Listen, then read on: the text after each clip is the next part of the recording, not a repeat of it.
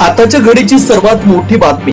पण कुठेतरी ते विसरून गेले की शेवटी हा मराठी माणूस आहे, न घाबरणार आहे। आम्ही झुकलो नाही, अडचणी आणण्याचा प्रयत्न केला, पण मग शेवटी आमच्याकडे दुसरा कुठला पर्याय नसल्यामुळे कोर्टात जेव्हा युक्तिवाद तिथे केला गेला तेव्हा तिथं कोर्टाने आम्हाला न्याय दिला आणि या विषयातून आम्हाला मोकळं केलेलं आहे। त्यामुळे ईडीची केस आता आमच्यावर त्या बाबतीतली कुठलीही नाही। तुमची इच्छा आहे का बारामतीमधून लढाई? आता तुम्ही कुठला प्रश्न आता मी सातत्याने बोलतोय। कर्जत जामखेड मधून 2019ला लढलो, 2024ला लढलो। हा, तिथं वेगळ्या पद्धतीचा दबाव आहे। रोहित पवार परत विधिमंडळामध्ये येऊ नये त्यासाठी आर्थिक ताकद मोठ्या प्रमाणात त्या ठिकाणी 2024ला सुद्धा लावली गेली होती आणि आता पण त्या बाबतीतली तयारी तिथं चालू आहे। त्यामुळे निर्णय घेत असताना मी सातत्याने हेच सांगतो, तिसऱ्यांदा सुद्धा मी कर्जत जामखेड मधूनच त्या ठिकाणी लढणार। आणि अजून एक गोष्ट, तुम्ही आज आपण एवढ्या बाबतीतली चर्चा करून, राजकारण ही अशी गोष्ट आहे, आज एक आणि उद्या दुसरी असते, त्यामुळे राजकारण उद्या जाऊन काय जयदादांच्या विधानाचा अर्थ काय? जय पवारांच्या विधानाचा अर्थ हा जय पवार उद्या जाऊन इथून लढणार का नाही लढणार, म्हणजे त्याचा जो विषय होता तो व्यक्तिगत होता। म्हणजे व्यक्तिगत दृष्टिकोनातून त्यांची जी वेगळी पार्टी आहे त्या पार्टीच्या अनुषंगाने त्यांनी तिथं स्टेटमेंट दिलं। त्यामुळे तो स्वतःहूनच काही प्रमाणात अप्रत्यक्षपणे लोकांना विश्वासात घेऊन नक्कीच कार्यकर्त्याला उद्या मी इथून निवडू शकतो असं कुठेतरी इंडिकेशन त्यांनी तिथं देण्याचा प्रयत्न केला असेल। वेगळा विषय, संजय गायकवाड नावाचे जे आमदार आहेत एकनाथ शिंदे यांच्या शिवसेनेचे, त्यांनी गोविंद पानसरेंचं जे 80च्या दशकात प्रकाशित झालेलं शिवाजी कोण होता हे पुस्तक आहे, त्याला आक्षेप घेतलेला आहे की हे असं का म्हणून।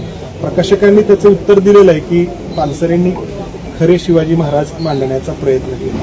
तर नावावर जर घेतला असेल तर खरंच आपण मराठी या भाषेमध्ये जर गेलो तर भाषेच्या अनुषंगाने ते नाव बरोबरच आहे। तर बऱ्याच लोकांनी युक्तिवाद केला, जे कोणी गायकवाड का कोण आहे, कशी व्यक्ती तुम्हाला माहिती, कदाचित एका कॅन्टीनमध्ये मारामारी करणारेच गायकवाड असतील। त्यामुळे त्यांचं शिक्षण किती झालं हे मला तरी सांगता येणार नाही। छत्रपती शिवाजी महाराज फक्त पुतळे उभा करण्यासाठी नव्हे, त्यांच्या खऱ्या अर्थाने विचार समजून घेऊन आत्मसात करून आपल्याला काम करावं लागतं।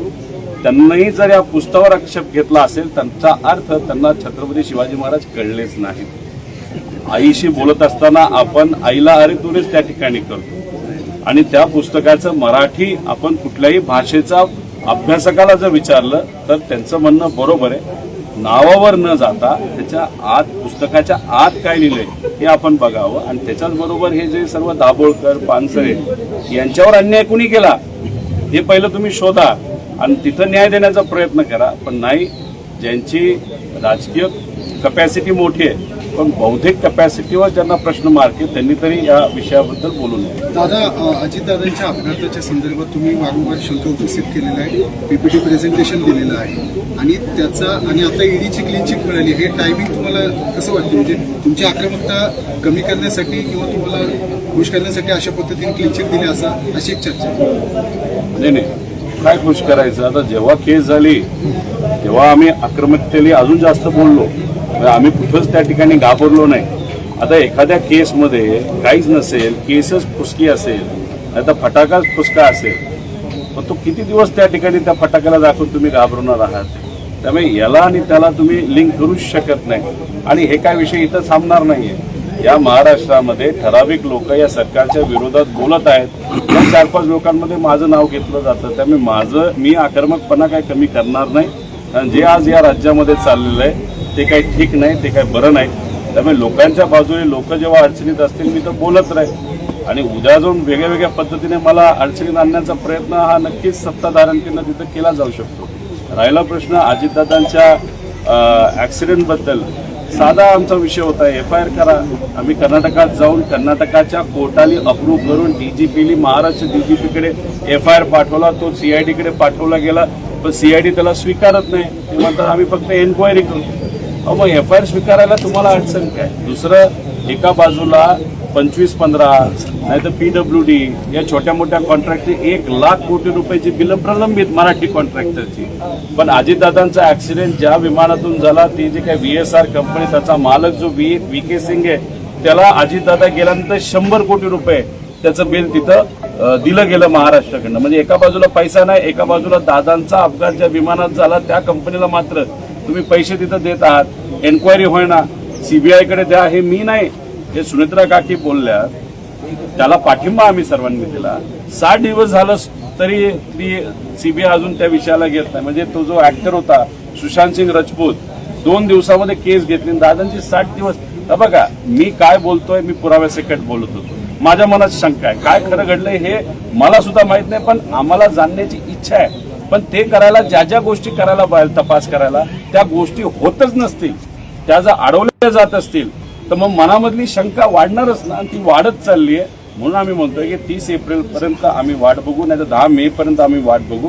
अधिवेशनामध्ये आणि कालच्या बारामतीच्या भाषणामध्ये मुख्यमंत्री साहेबांनी जो काही शब्द दिला आहे लोकांना, तर ते खरं होईल आणि त्या दिशेने म्हणजे सीबीआय पण एक्सेप्ट करेल, FIR पण एक्सेप्ट केला जाईल आणि इन्व्हेस्टिगेशन एका लेवलपर्यंत येईल अशी आपण अपेक्षा 10 मे पर्यंत त्या ठिकाणी करू. 10 मे नंतर तुम्ही काकींनी पण तुमच्या या शंकेला एका अर्थाने दुजोरा दिला. कालच्या भाषणात प्रथमच त्यांनी मौन सोडले या सगळ्या विषयावर आणि म्हणे हो आमच्याही मनात शंका आहे. म्हणजे एका अर्थाने आता तरी गती मिळेल का? 10 मे नंतर तुम्ही काही आंदोलनाची वगैरे तयार करताय का?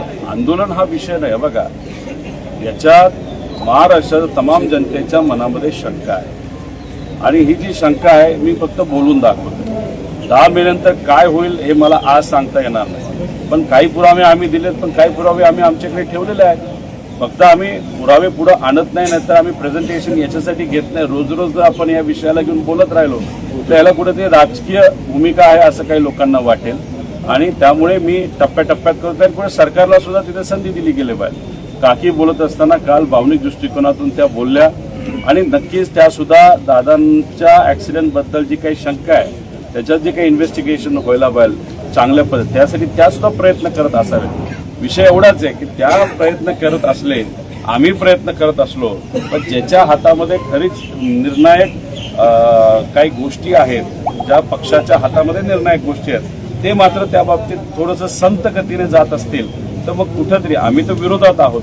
मग सत्तेतले काही लोक आणि विरोधक मिळून अजून जर दबाव टाकला तर मग इन्व्हेस्टिगेशन हे पारदर्शक आणि चांगल्या गतीने होईल असं मला तरी वाटतं. दादा खरं तर हे इलेक्शन पूर्ण भावनिक पातळीवर होतं. तुम्ही अहवाल आहे अपघाताच्या संदर्भातला, तो पुढच्या 3-4 आठवड्यामध्ये येईल.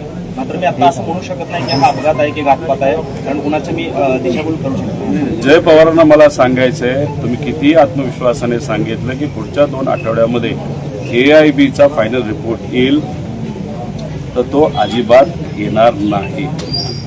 गेल्या 9 ऍक्सिडेंट जे काही या देशामध्ये झाले होते, 3-3 वर्ष झाले तरी त्यांचा अजूनपर्यंत फायनल रिपोर्ट आलेला नाही.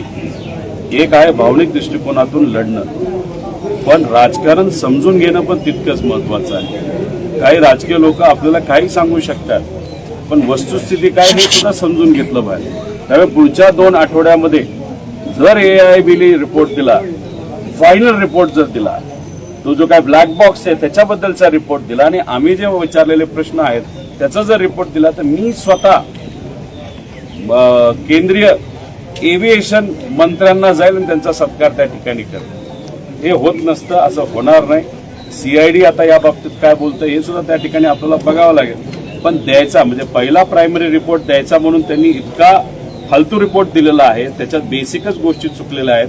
आता फायनल रिपोर्ट आल्यानंतर आपण बघू, पण पुढच्या 2 आठवड्यामध्ये फायनल रिपोर्ट येणार नाही हे मला माहिती आहे, कारण का VK सिंगला पूर्णपणे वाचवण्याचा प्रयत्न हा सत्ताधाऱ्यांकडून केला जातो.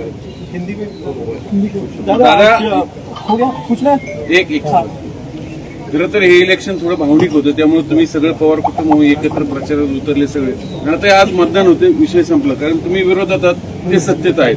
हे राजकीय तुमची नसेल, दोघांच्या वेगळ्या वेगळ्या भूमिका आहेत. मग आता इथून पुढे तरी तुम्ही पूर्ण ताकदीने विरोधक म्हणून समोर येणार की नाही? तुम्ही बघा, काल परवा पार्लमेंटमध्ये जो काही तमाशा भाजपकडनं आणि सत्ताधाऱ्यांकडनं केला गेला, डिलिमिटेशन बिल हे आणण्याचा लपून छपून प्रयत्न केला गेला, खासदार वाढवण्याचा लपून छपून प्रयत्न करून अशाच राज्यामध्ये खासदार वाढवायचे की ज्याच्यामध्ये उद्या जाऊन खासदार हे निवडून येतील त्यांच्या विचाराचे आणि संविधान उद्या जाऊन आपल्याला बदलता येईल. हा जो प्रयत्न हाणून पाडल्यानंतर महाराष्ट्रामधून अनेक विरोधातले नेते बोलले, पण सगळ्यात जास्त आक्रमण मी बोललेलो आहे.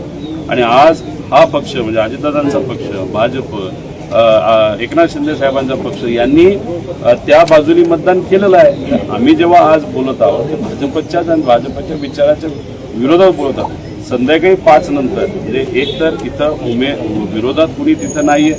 बारामतीकरांची जी भावना होती की या इलेक्शनमध्ये शांततेत आणि सुनेत्रा काकींना अजितदादांच्या कार्याकडे बघून चांगलं मतदान व्हावं, बारामतीकरांची इच्छा ही आमची सुद्धा, आम्ही सुद्धा बारामतीकर आहे. पण संध्याकाळी 5 नंतर उद्यापासून तुम्ही बघाल जी कुणी व्यक्ती चुकेल, महाराष्ट्राच्या हिताचा निर्णय घेणार नाही, महाराष्ट्राचं नुकसान जर काही लोकांकडनं झालं या पक्षातून त्या पक्षातून